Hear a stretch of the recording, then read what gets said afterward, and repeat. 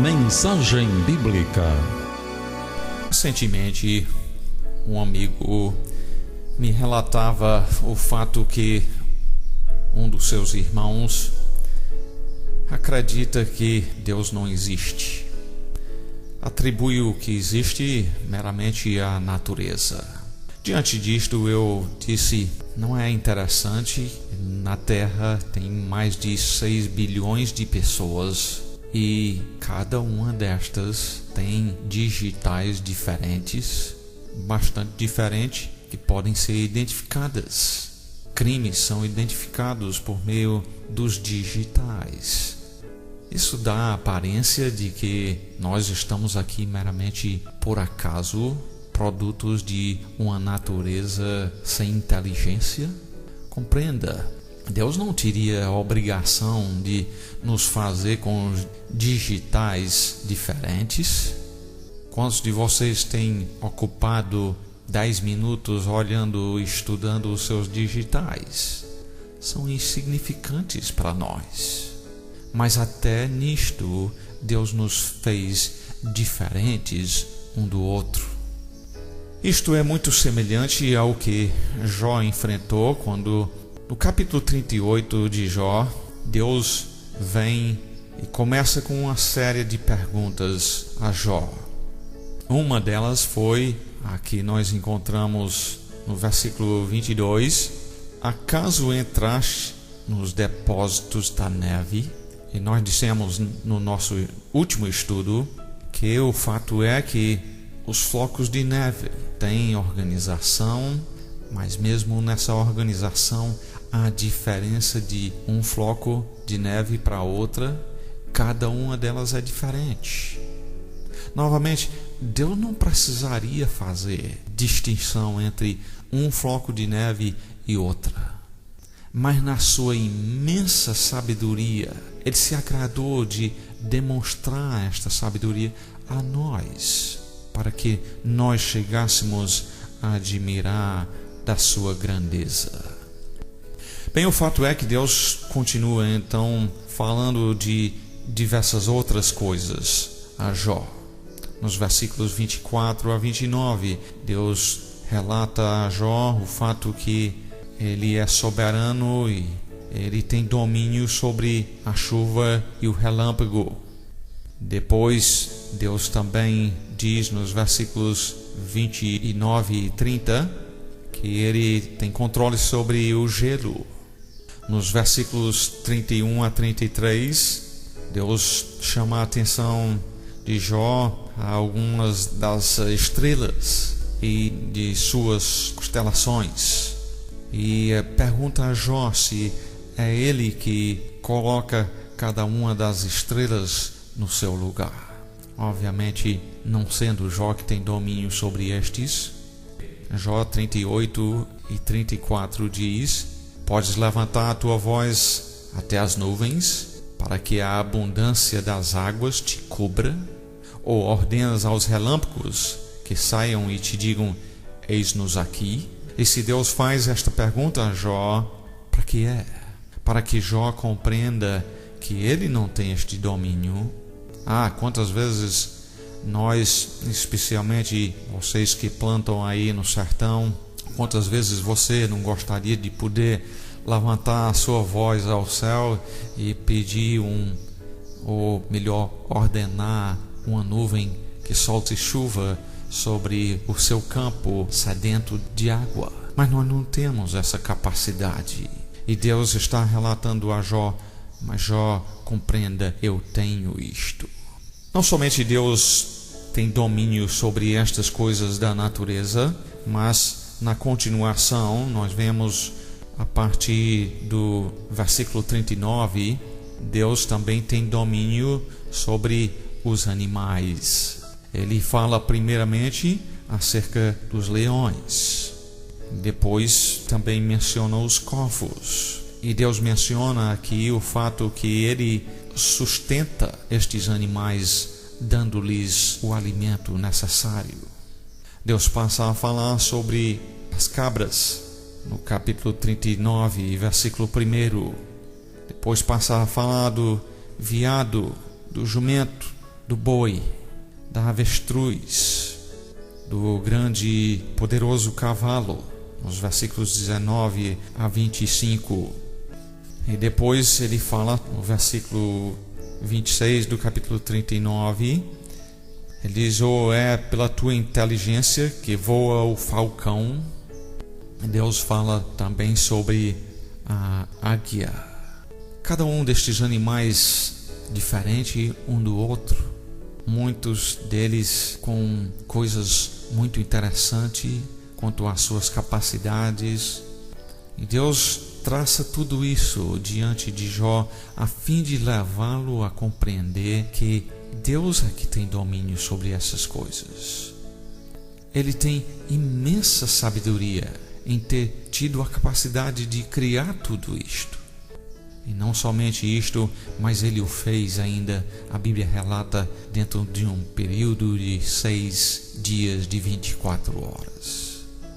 Deus diz então, no capítulo 40 e versículo 1, disse mais o Senhor a Jó: acaso quem usa de censuras contenderá com o Todo-Poderoso?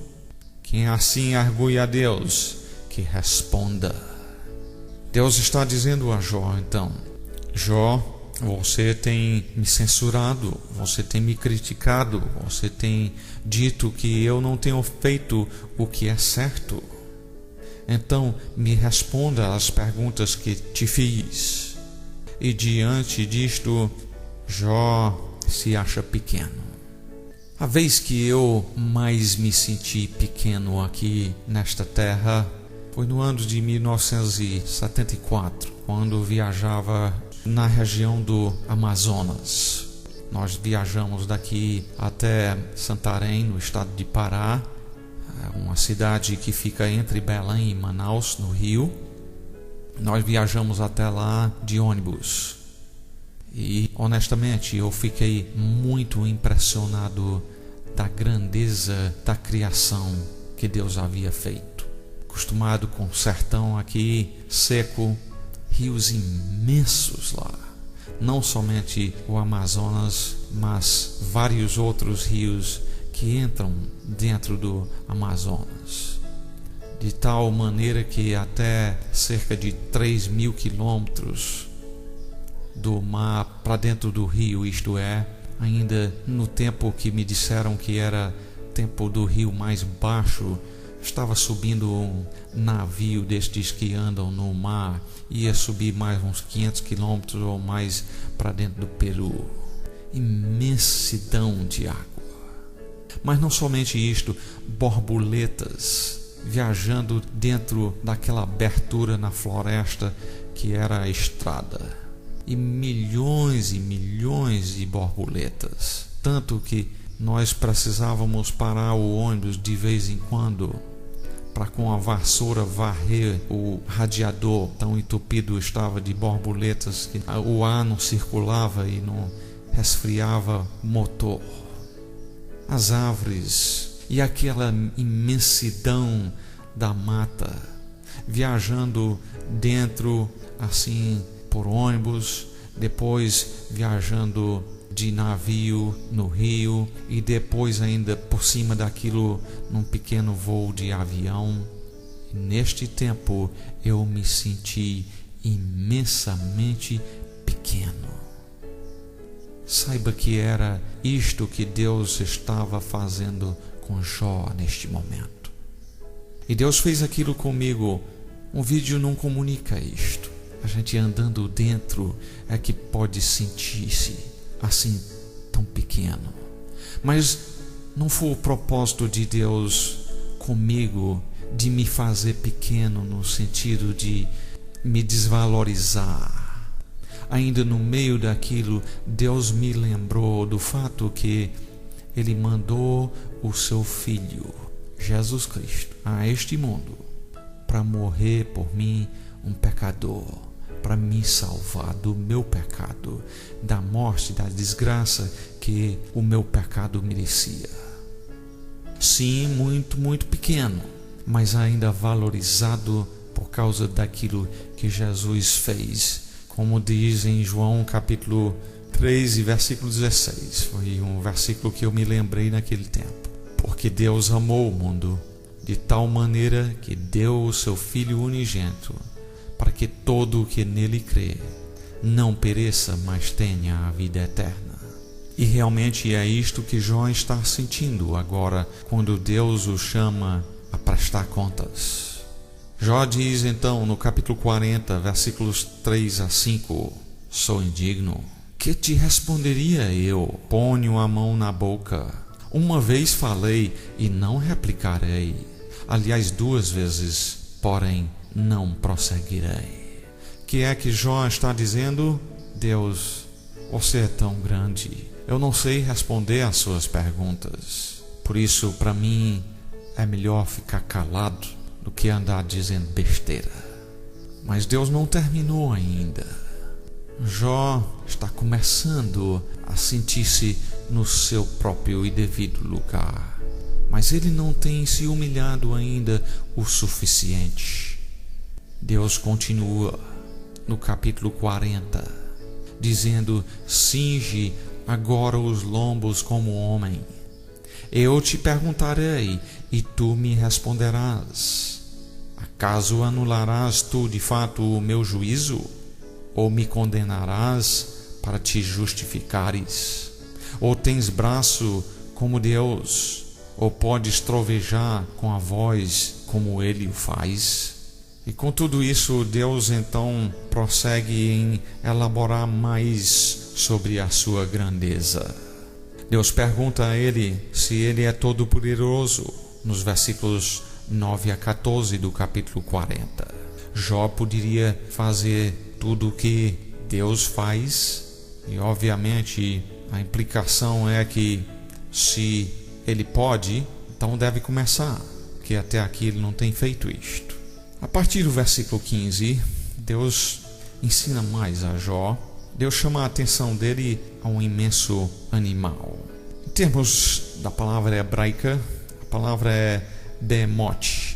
A tradução revista e atualizada que estou usando, no versículo 15 diz: contempla agora o hipopótamo que eu criei. E Deus passa então a chamar a atenção de Jó a mais alguns animais admiráveis que Deus tem feito. Creio eu que este animal não é um hipopótamo. Deus continua dizendo que come a Eva como o boi, sua força está nos seus lombos e o seu poder nos músculos do seu ventre. Endurece a sua cauda como cedro. Especialmente esta parte me indica que este animal não seja um hipopótamo. Se a sua cauda, que seria no caso o rabo, é comparado com um cedro, se você já viu a cauda de um hipopótamo, é quase que insignificante. E por isso a descrição deste animal e de onde ele vive e tudo tem muito mais semelhança com aquilo que nós sabemos quanto aos dinossauros. Alguns deles tinham uma cauda imensa. É importante que o amigo ouvinte compreenda que Deus também fez os dinossauros. E Deus os criou durante os 6 dias da criação. Os dinossauros conviveram com os homens. Sim, eu sei, a evolução tem nos dito que foram extintos muito antes do homem, mas o relato bíblico aqui indica que de fato este animal estava vivo durante a vida de Jó. E é bem provável que este animal fosse um dinossauro. O que nós sabemos sobre dinossauros, nós sabemos não por vê-los hoje em dia, mas nós sabemos sobre isto primeiramente por meio de fósseis. O que é um fóssil? Fóssil é um resto de um animal ou planta que foi virado em pedra. É importante compreender aqui que quando o seu gato morre, você enterra ele, não vira fóssil. Dentro de pouco tempo, vermes e assim por diante estão consumindo ele, ou se ficar em cima da terra, um urubu e assim por diante. é consumido e até os ossos dentro de pouco tempo se desmancham. Mas um fóssil é feito como? Realmente a Bíblia nos dá a explicação mais viável quanto a de onde vieram tantos fósseis, pois a Bíblia diz que houve um dilúvio que cobriu toda esta terra, cerca de uns 4.500 anos atrás. Quando algo como um animal então é enterrado debaixo de muita sedimentação, ele então, debaixo de grande pressão, ele vira fóssil. Mas tudo isso tem que ser muitíssimo rápido. E por isso, simplesmente, pouco a pouco, ser coberto com camadas de sedimentação nunca produz um fóssil. Ele se decompôs mais ligeiro do que isto. Também nós sabemos acerca de dinossauros por meio daquilo que Deus nos tem revelado em sua palavra. Deus nos diz, por exemplo, em Gênesis capítulo 1, em versículo 21, criou Deus os grandes animais marinhos e todos os seres viventes que rastejam, os quais povoavam as águas segundo as suas espécies. E viu Deus que isso era bom. Deus criou os grandes animais marinhos, os grandes animais terrestres também. E evidentemente este animal Behemoth, em Jó capítulo 40 e versículo 15, que, como nós dissemos, creio eu que não era um hipopótamo por causa da cauda, mas diz lá a nota: contempla agora o Behemoth. Isto é Deus falando a Jó. Dá a entender que Jó mesmo poderia ver um. Fala dele ainda no versículo 23: se um rio transborda, ele não se apressa, fica tranquilo, ainda que o Jordão se levante até a sua boca. O Jordão é referência ao rio, lá na terra de Israel, e Deus está dizendo a Jó que, andando por lá, ele poderia ver um destes animais. Mas continuando ainda até o capítulo 41, lá Deus continua dizendo, no versículo 1: podes tu com anzol apanhar o crocodilo, ou lhe travar a língua com uma corda? E novamente é bem possível que este animal, que aqui é chamado de crocodilo, não tenha sido um crocodilo, e sim um animal da qual nós não conhecemos bem quem era ele. Na Bíblia, a palavra usada no hebraico é Leviatã. E Deus diz umas coisas interessantes novamente quanto a este animal. No versículo 19 diz: da sua boca saem tochas, faíscas de fogo saltam dela. E realmente nós não sabemos exatamente do que se trata aí, mas tem besouros que tem algo até um tanto semelhante a isto. Então, sem saber exatamente que foi este animal, mas por meio de outras das criaturas feitas por Deus, é possível que mesmo tenha saído um tipo de gás atirado por este animal contra os seus inimigos. De qualquer maneira, O versículo 33 declara que era um animal muito feroz.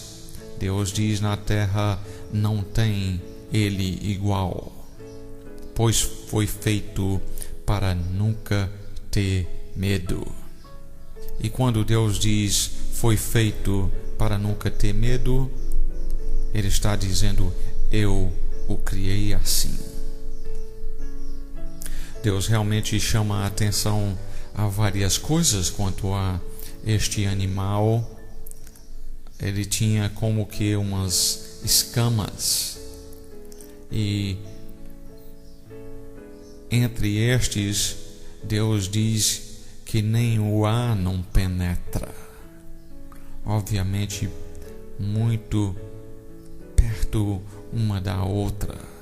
Novamente, o que Deus está fazendo ao chamar a atenção de Jó a todos esses animais? Deus está dizendo: Jó, eu as criei. Eu fiz este animal. Olhe ele. Eu sou o criador daquele animal. E se ele é como é, isso demonstra o meu imenso poder e a minha imensa sabedoria. Por implicação em tudo isto, Deus estava levando Jó a esta conclusão: Jó, se você não soube fazer estes animais, se você não teve o domínio sobre as nuvens, sobre o mar, sobre as estrelas, sobre o levantar do sol de manhã, se não é você que exerce o controle sobre estas coisas, saiba que é eu que tenho este domínio. E Deus assim leva Jó a compreender a sua soberania. Isso tem muito a ver com a dificuldade que Jó está atravessando. Deus realmente não passa a dar uma explicação para ele: Jó, você está sofrendo por causa disto. Mas Deus o leva a compreender a sua grandeza, para dizer: Jó, aprenda a confiar em mim. Se eu tive o poder e a sabedoria para criar tudo isto, será que não é possível você confiar em mim para poder cuidar de você, mesmo durante esse tempo difícil? E ainda isso, Jó, se você não sabe cuidar destas coisas, como é que você pensa que você saberia melhor cuidar de si mesmo?